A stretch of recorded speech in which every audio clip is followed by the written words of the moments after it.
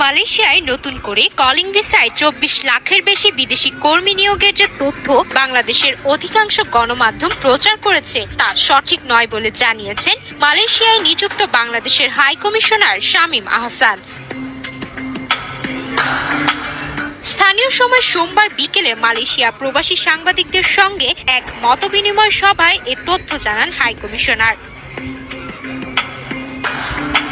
তিনি দুঃখ প্রকাশ করে বলেন, আমাদের দেশের দায়িত্বশীল গণমাধ্যমগুলোর প্রবাসীদের নিউজ প্রচার করার ক্ষেত্রে আরো দায়িত্বশীল হওয়া উচিত ছিল।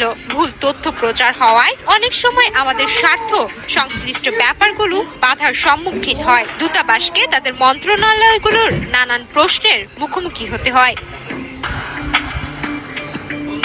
তিনি বলেন, বাস্তবতা হলো মালয়েশিয়ায় মোট জনসংখ্যার 10 ভাগ বিদেশি কর্মী নিয়োগ হলে 24,68,756 জন হবে। এই বিষয়ে নতুন করে 25 সালের মধ্যে 2 লাখের কিছু বেশি কর্মীর কোটা অনুমোদন দিয়েছে মালয়েশিয়ার সরকার। বাংলাদেশের অনেক গণমাধ্যম প্রতিনিধিদের সঙ্গে যোগাযোগ না করে তা ভিন্নভাবে প্রচার করেছে, যা খুবই দুঃখজনক।